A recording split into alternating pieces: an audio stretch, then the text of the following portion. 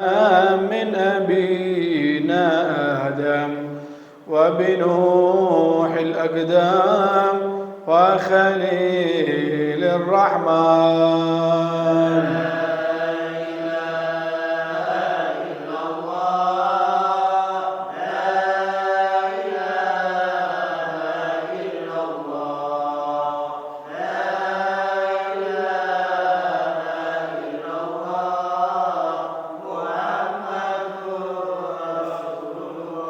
بأهل ثربه بشار والفقيه المشهار وبآل علو الأبرار من بهم عالي زان.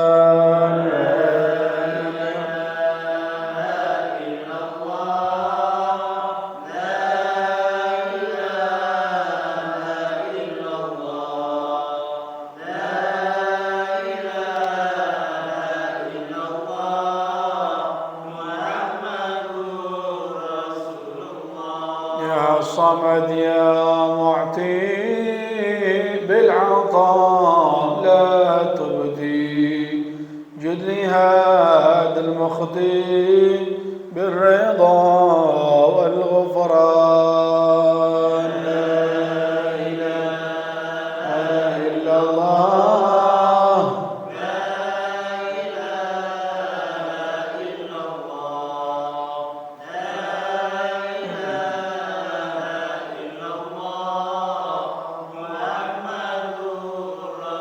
جد لنا بالمطلوب والفرج مثل أيوب وبفرحة يعقوب حين زالت الأحزان. لا إله إلا الله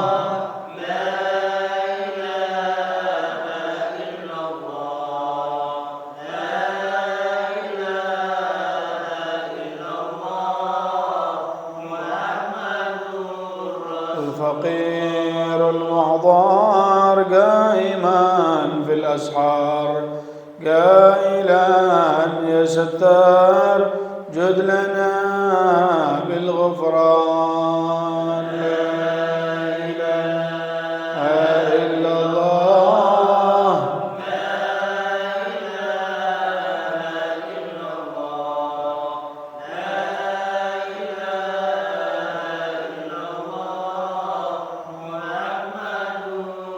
والصلاة الدائم على النبي بن هاشم عد من هو قائم بالعبادة سهران.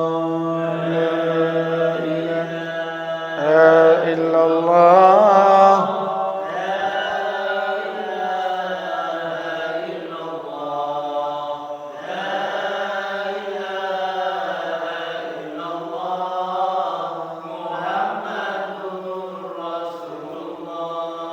لا إله إلا الله محمد رسول الله صلى الله عليه وعلى آله وصحبه وسلم.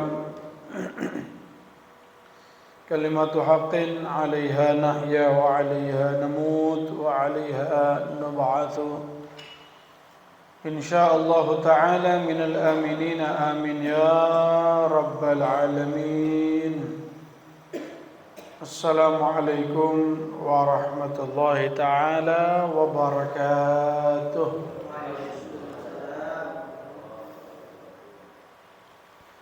بسم الله الرحمن الرحيم. الحمد لله رب العالمين وبه نستعين على أمور الدنيا والدين والصلاة والسلام على أشرف الأنبياء والمرسلين سيدنا ومولانا محمد وعلى آله وصحبه أجمعين. أشهد أن لا إله إلا الله وحده لا شريك له الملك الحق المبين وأشهد أن سيدنا ومولانا محمدا عبده ورسوله وحبيبه وصفيه وخليله وبشيره ونذيره صادق الوعد الأمين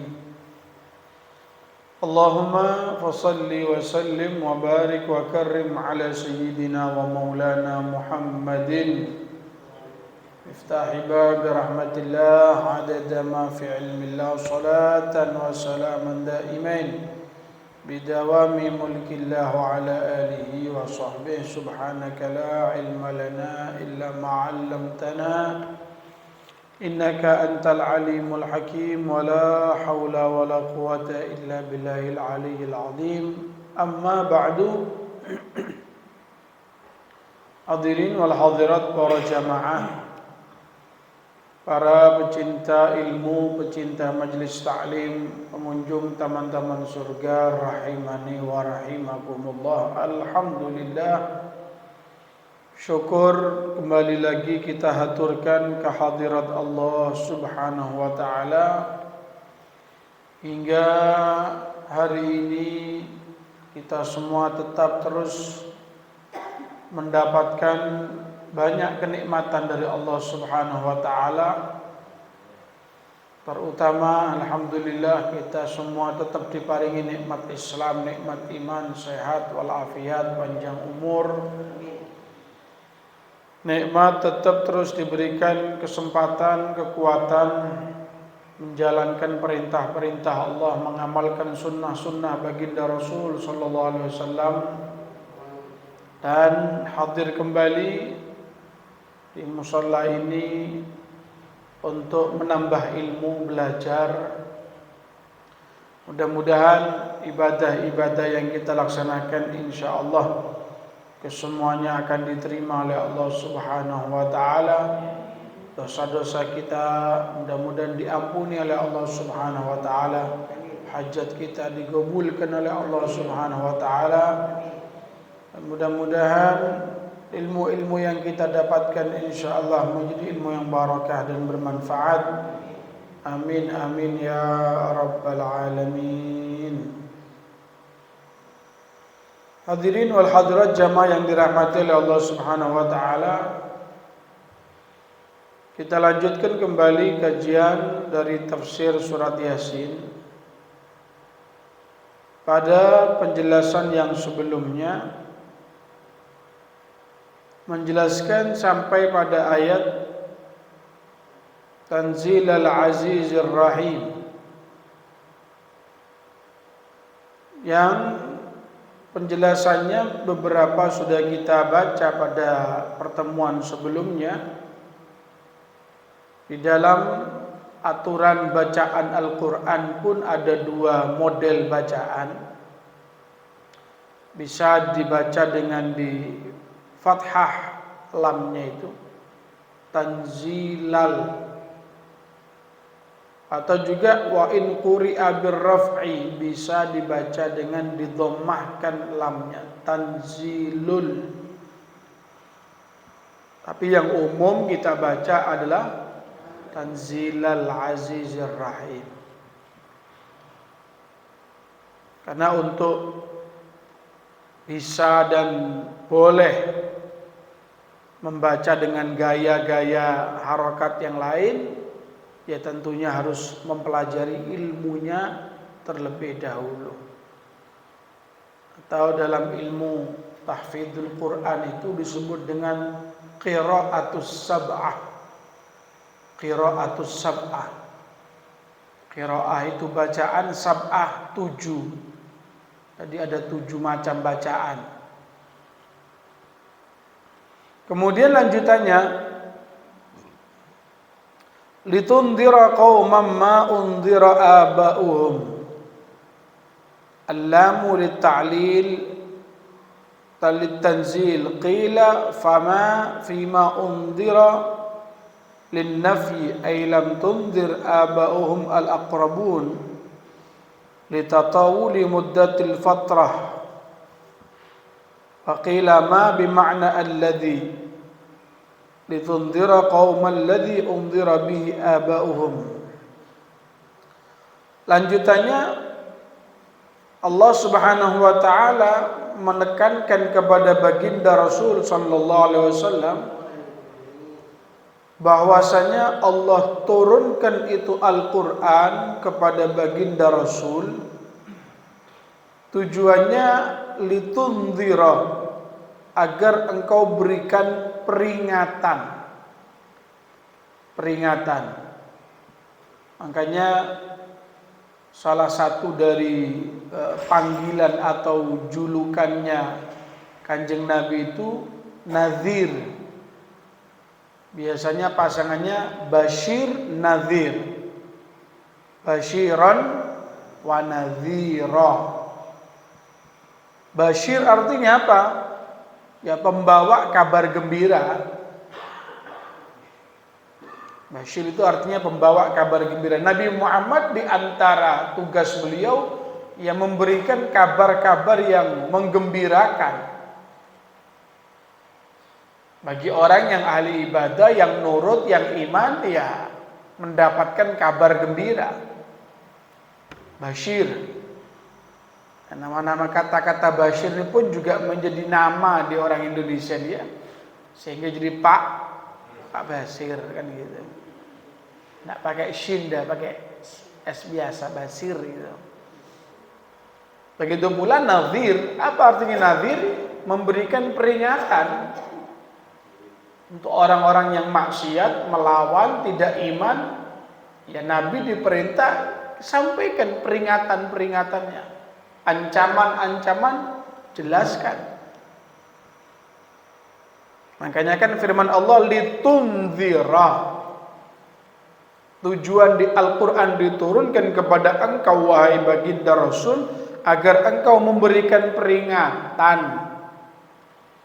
Kepada siapa? Dalam konteks ayat ini kauman, sekelompok orang, masyarakat, ma undhira aba'uhum, apa-apa yang sudah diperingatkan kepada bapak-bapak mereka.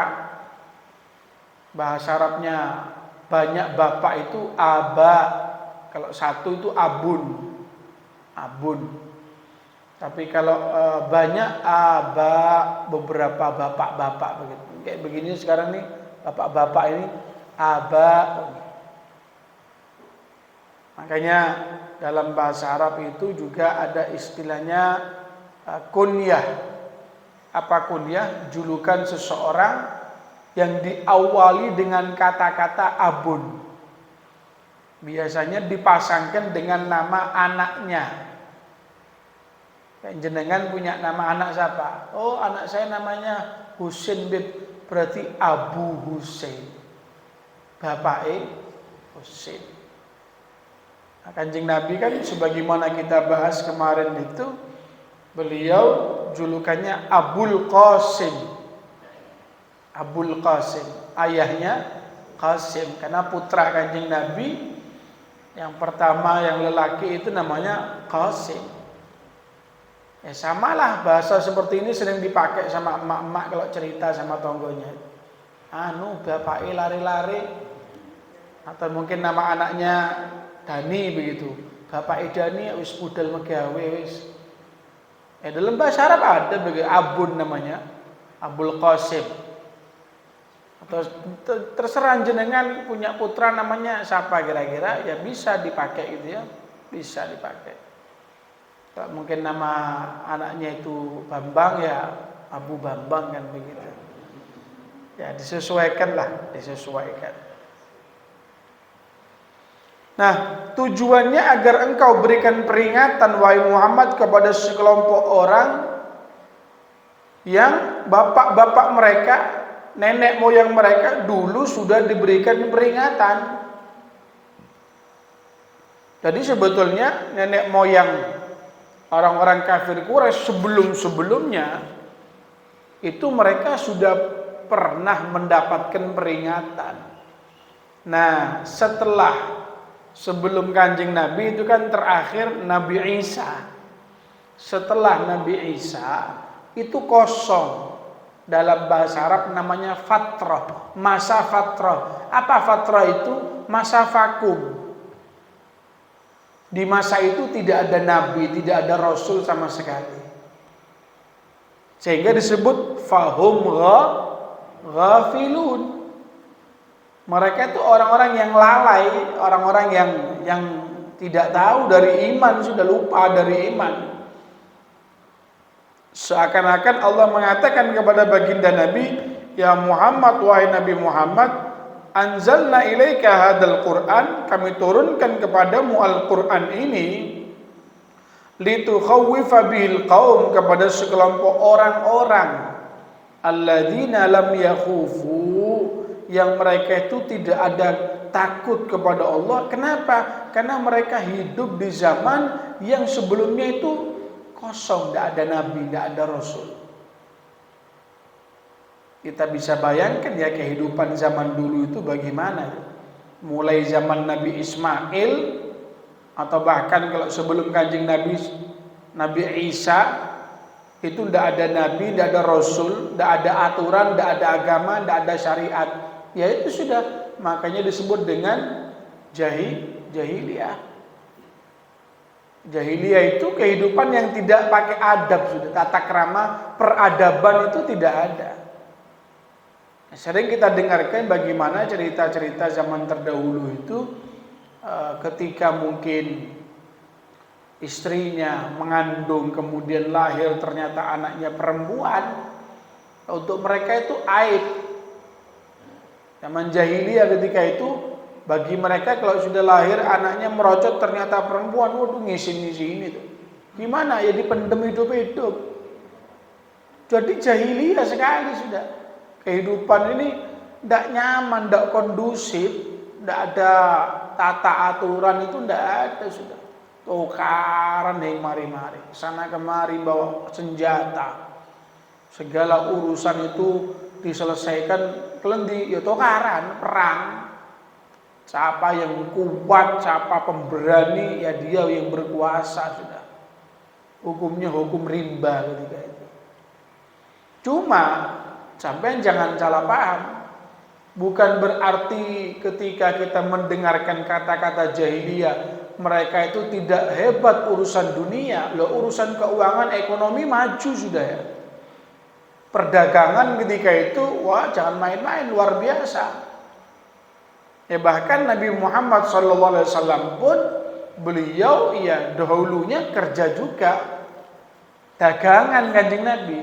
Artinya perputaran ekonomi perdagangan di situ sudah maju. Hanya saja kehidupan sosialnya, peradabannya ini yang tidak ada sudah. Jadi kacau kehidupan ini, kacau sudah. Kosong, tidak ada nabi.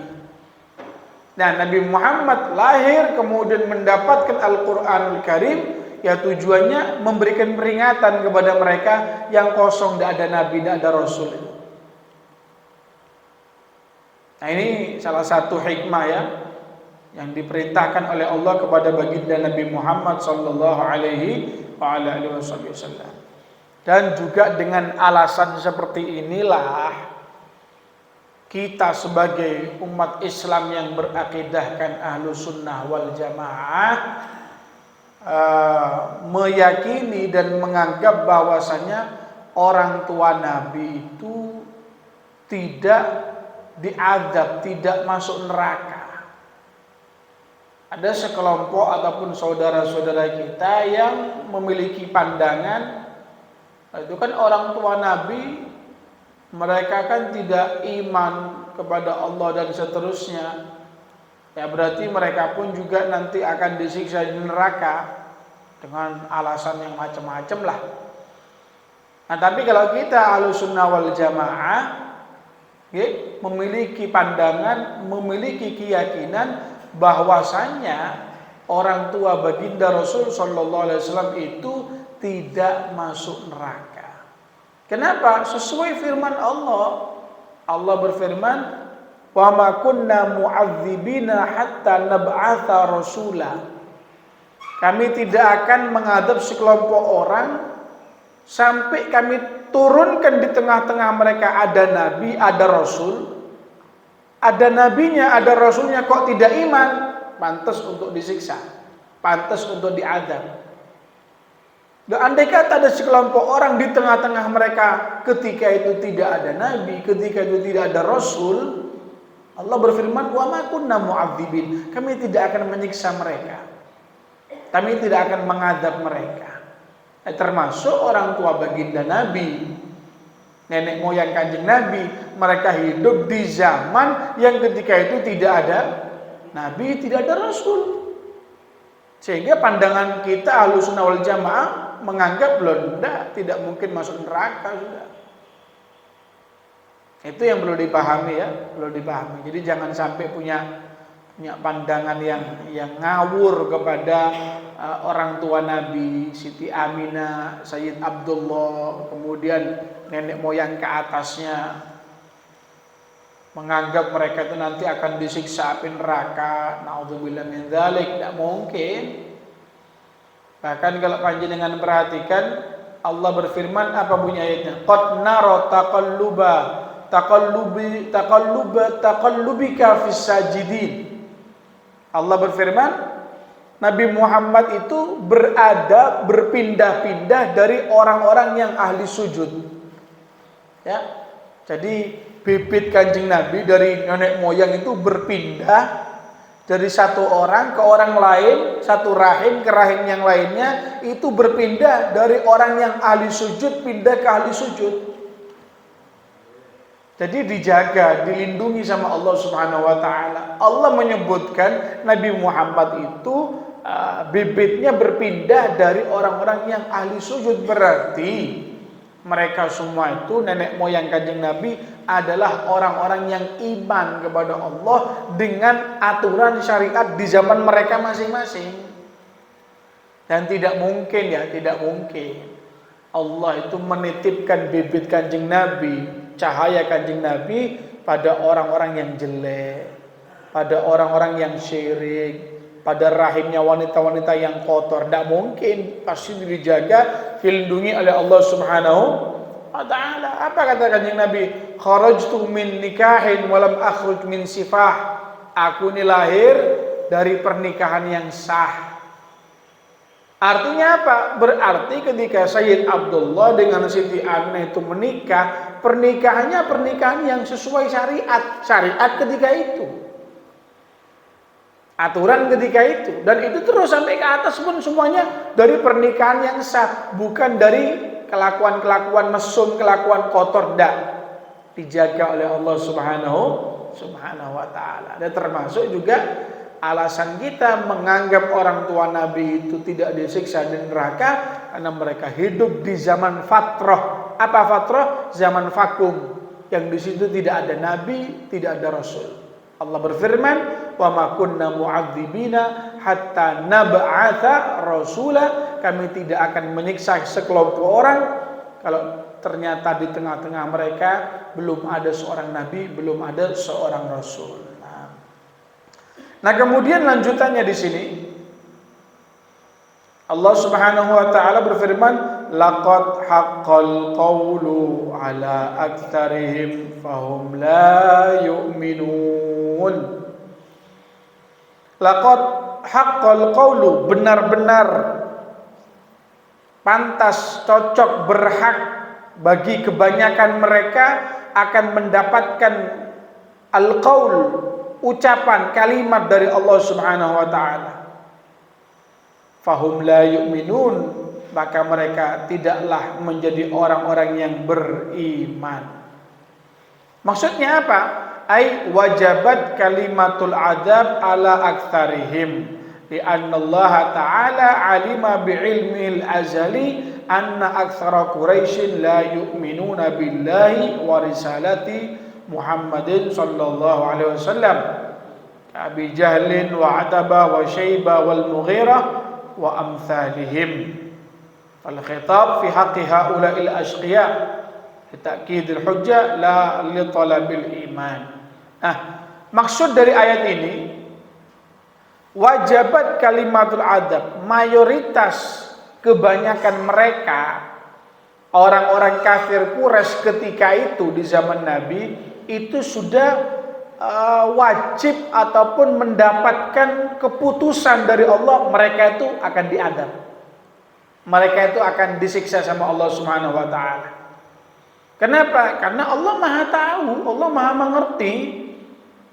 Rata-rata kebanyakan kaum Quraisy ketika itu mereka tidak iman kepada Allah, tidak percaya kepada Kanjeng Nabi. Contohnya seperti Abu Jahal, Utbah, Syaibah, Mughirah ketika itu dan kawan-kawan mereka. Allah sudah mengerti orang-orang yang modelnya seperti itu, walaupun satu kampung sama Kanjeng Nabi, tiap hari ketemu Kanjeng Nabi, bahkan Al-Quran baru turun, bahasa kampungnya anyar-anyaran, magi anget-angetan, langsung disampaikan, ternyata mereka juga tidak iman, kok tidak percaya, kurang apa? Kalau mungkin orang yang tidak satu zaman sama Kanjeng Nabi, ya masih bisalah kita cari maklumnya gitu. Kenapa? Bukan satu zaman sama Kanjeng Nabi, tidak satu kampung sama Kanjeng Nabi, tidak pernah ketemu Kanjeng Nabi, Al-Quran mungkin tidak tahu dia. Loh, Abu Jahal dan kawan-kawannya kurang apa mereka? Adep-adepan sama Kanjeng Nabi ya. Satu kampung sama Kanjeng Nabi. Bolak-balik ketemu sama Rasulullah SAW. Al-Quran baru turun disampaikan kepada mereka. Makanya Allah berfirman, laqad haqqal qawlu ala aktsarihim fahum la yu'minun. Allah sudah tentukan keputusan bagi mereka akan diazab oleh Allah. Kenapa? Mayoritas mereka tidak ada yang iman kepada Allah, tidak iman kepada Nabi Muhammad sallallahu alaihi wasallam. Nah, Allah sebutkan ayat seperti ini bukan berarti supaya mereka itu mau berubah. Tak mungkin berubah sudah.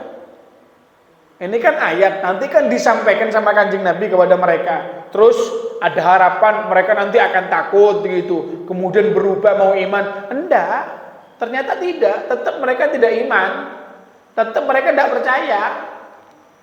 Dan terus fungsinya untuk apa diturunkan ayat begini? Ya untuk sebuah penekanan, menunjukkan kepada Kanjeng Nabi, itulah mereka. Atos, sulit, repot untuk percaya kepada Allah dan percaya kepada baginda Nabi Muhammad sallallahu alaihi wasallam. Memang kalau untuk urusan keyakinan, iman ini ya kalau bukan karena hidayat dari Allah, sulit, berubah itu sulit. Dimanapun saja sudah, kalau sudah yang namanya urusan keyakinan, waduh repot Ustaz. Kalau orang itu salah, maksiat, kemudian dikasih tahu, mau nerima, itu masih ada harapan bisa berubah. Tapi kalau sudah ditaruh dalam hatinya sebuah keyakinan, apa yang dia lakukan dianggap diyakini betul, repot sudah, sulit. Inilah pentingnya kita meminta kepada Allah, mudah-mudahan dikuatkan iman dan Islam ya. Amin ya rabbal alamin. Jangan sampai seperti mereka orang-orang kafir ketika itu. Bisa kita bayangkan. Ya kita nih syukur Bu, Pak. Walaupun tidak satu zaman sama Kanjeng Nabi, 14 abad yang lalu sudah Kanjeng Nabi, tidak pernah kelihatan beliau, tapi iman, tapi percaya, yakin kepada Allah, kepada Kanjeng Nabi Muhammad. Gimana atosnya, kerasnya hatinya mereka itu. Kan kalau kita kan merasa, enak bibnya. Sahabat-sahabat itu mereka hidup satu kampung sama Kanjeng Nabi. Iya, karena iman. Mengikut sholat jamaah sama Kanjeng Nabi. Pengajian yang ngajar bukan saya ustadz, bukan kiai, bukan syekh. Siapa? Ya langsung Kanjeng Nabi. Enak memang. Bisa selamat sama Kanjeng Nabi, dengarkan suaranya Nabi. Yang iman, yang kafir gimana? Ya kan parah berarti sudah enak-enak dihidupkan di zaman Kanjeng Nabi, tidak percaya. Berarti kan sangat keras sudah hatinya mereka ini. Sulit sudah, repot sudah. Makanya minta kepada Allah, selain minta ya juga usaha. Usaha gimana caranya iman ini semakin kuat, semakin mantap. Ya kepengen tapi tidak ada usahanya, ya repot. Sampai kepengen makan rawon, enak mangan rawon ya. Paran maning adem-adem gitu ya. Rawon ono tempe empal, cukulan, sambel, wah enak memang. Lu cuma kepengen tok, ya masa awis tuh kok sing wis gelem ya kapan bisa merasakan? Nah, begitu pula saya kepengen iman saya mantap, saya kepengen iman 5 waktu tidak dilaksanakan. Ini gimana caranya? Perintahnya Allah tidak diperhatikan, anjuran Kanjeng Nabi tidak dilaksanakan. Lu gimana mau mantap imannya? Harus keinginan kuat, doa sambil usaha, begitu caranya. Lebih-lebih kita nih yang punya anak, punya keturunan ya. Kita ini harus selalu cek periksa kadar keislaman, keimanan keluarga kita. Sebagaimana kita sering ngecek saldo ATM itu ya. Kita harus juga sering cek kadar keimanan ini gimana kadang. Karena jangan menganggap amat Beb, Islam imannya anak saya, keluarga saya, pasti mantap, tidak mungkin goyang sudah. Jangan meremehkan. Jangan sampai kecolongan, baru bingung belakangan. Iya Beb, karena salah pergaulan itu sudah. Punya teman, nanti kenalan, tidak tahu di mana, di sosial media, seneng pacaran, ternyata lain agama. Diajak sudah sama cowoknya itu, ayo wis, nek gelem ambek aku, ayo rabi, tapi yang melok agamaku. Begini bukan ndak ada loh Pak ya. Terjadi seperti ini terjadi. Coplok lepas imannya hanya gara-gara urusan syahwat. Mohon maaf, yang sering terjadi kadang-kadang sudah merantau ke Bali, nyebrang paling dekat, kerja di sana, kumpul sudah sama orang sana. Kenal, ya sudah. Akhirnya katut dengan mereka. Na'udzubillahi min dzalik. Jangan sampai, Pak. Makanya harus terus dipantau. Keislaman, keimanan keluarga kita dipantau ini. Dilihat ngomongnya, pergaulannya, kelakuannya, itu terus perlu dipantau. Gayanya. Sekarang kadang-kadang ngikuti gaya tren sekarang, kadang-kadang arahnya kepada luar agama kita diikuti. Kenapa? Lagi ngetren, lagi viral. Mikiri viral, mikiri ngetren, tapi akhirnya imannya mulai terkikis, mulai habis, lama-lama tidak punya iman. Na'udzubillahi min dzalik. Ya terus gimana Beb? Ya harus ada tindakan, harus vokal, harus ngomong. Coplokan sing ono viral-viralan. Tidak ada ngetren-ngetrenan, itu bukan gaya orang Islam, itu tidak ada begitu. Ngawur kamu ini, salah. Ngomongnya mulai arah-arah yang berbahaya, langsung diprotes ketika itu. Jangan ngomong gitu loh ya, bahaya, tidak boleh. Hati. Jadi harus ada tindakan langsung. Nah, kalau kita ada pembiaran, tak apa-apa sudah Beb ya, namanya gimana ya, anak-anak muda zaman sekarang lagi viral ya sudah, biarkan wis. Iya, sampean biarkan lama-kelamaan lepas dari agama, baru datang ke Ustadz, ke Habib, jaluk banyu dungo. Bahkan boleh kasep, terlambat. Ya, mumpung belum kecolongan, harus terus dicek, diperiksa. Jangankan kelas kita ya, manusia biasa, levelnya ya alhamdulillah dijadikan orang Islam iman, alhamdulillah. Levelnya Nabi itu ya, level kelasnya para Nabi, itu mereka khawatir, kepikiran sama keislaman iman anaknya. Padahal yang ayah yo Nabi, yang anak yo podo-podo nabinya juga, sama-sama Nabi dan Rasul. Sinten Beb, Nabi Yakub sama Nabi Yusuf. Kan Nabi Yusuf itu kan putranya Nabi Yakub. Ini kan sebagaimana cerita yang sering kita dengarkan dicolong sama dulur-dulurnya, kemudian dicemplungno ke sumur dan seterusnya itu. Nabi Yusuf itu si Abah ini kepikiran sama anak ini, kepikiran sampai nangis ya, nangis berpuluh-puluh tahun nangis sampai pandangan matanya rada bureng putih sininya. Kenapa? Kakek nangis mikirkan anak.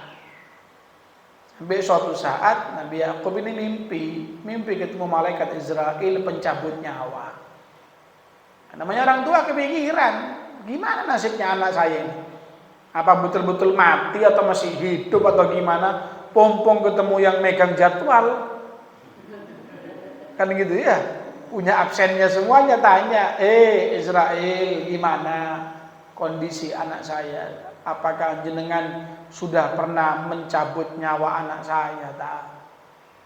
Apa katanya malaikat? Oh enggak, Nabi Yakub jangan khawatir, saya belum mencabut nyawa dari putra panjenengan. Nah, kalau ada bocoran gini enak ya. Jadi bisa siap-siap lah begitu.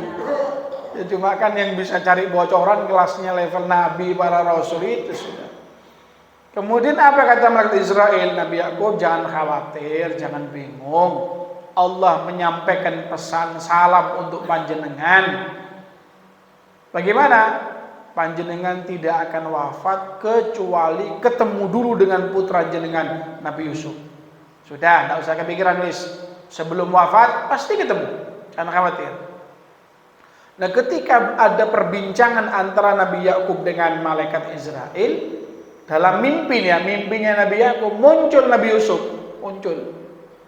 Apa kata Nabi Yusuf? Abah, kenapa kok panjenengan ini berpuluh-puluh tahun nangis, tidak mandek-mandek kepikiran saya?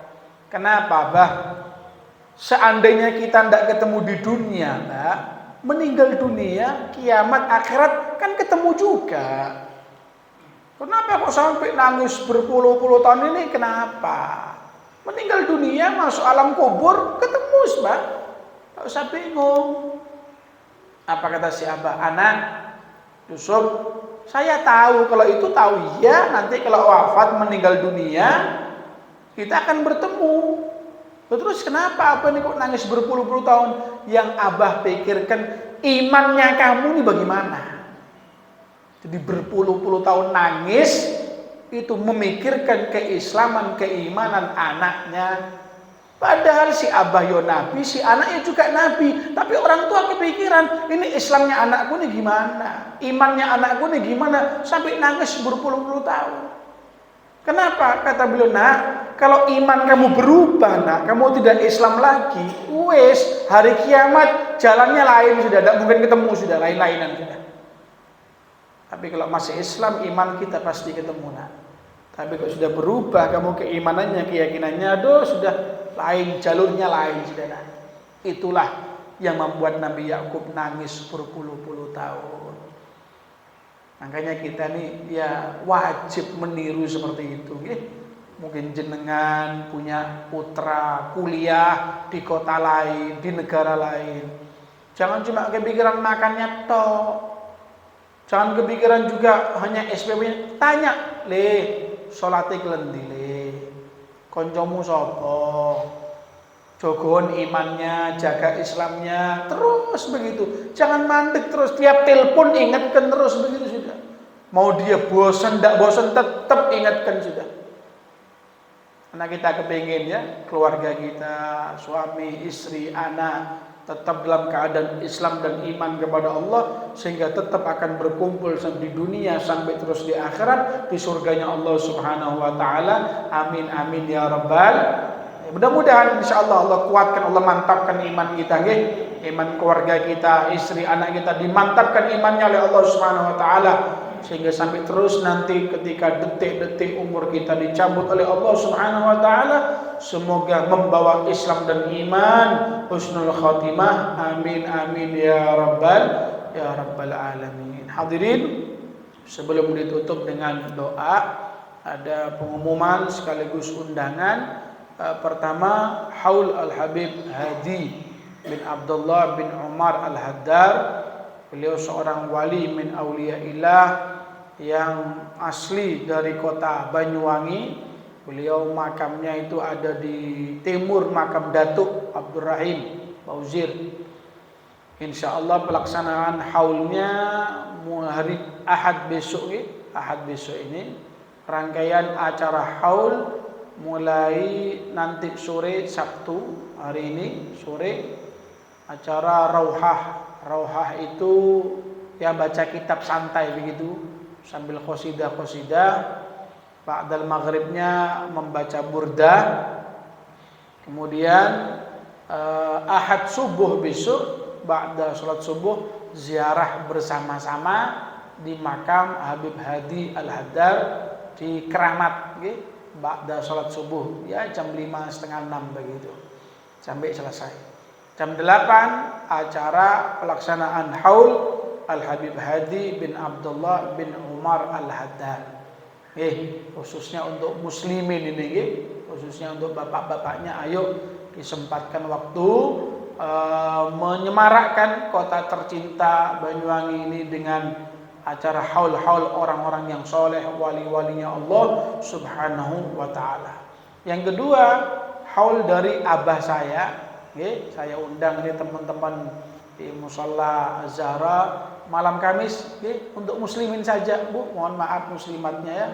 Ya sampai ngenteni nang omah wis. Engko bapak oleh berkatan kebul bareng ya. Ya, diharap kehadirannya untuk teman-teman jamaah pengajian Musholla Az-Zahra malam Kamis, sholat maghrib berjamaah sampai selesai. Mudah-mudahan diparingi sehat walafiat, bisa mengisi umur kita dengan banyak ibadah kepada Allah Subhanahu wa taala. Amin ya rabbal alamin. Rabbana anfa'na bima 'allamtana. Rabbi 'allimna alladhi yanfa'una, rabbi faqihna wa faqih lana wa qarabatin lana fi dinina ma'a ahli al-qudri untha wa dhakar. Rabbi wafiqna fikum lima tartadi qawlan wa fi'lan karma warzuqil kulla halalan daima wa ahilla atqiya ulama nuhdha bil khair wa nufa kulla syarr. Allahumma hdina bihudak waj'alna mimman yusari' fi ridhak wa la tuwallina waliyan siwa.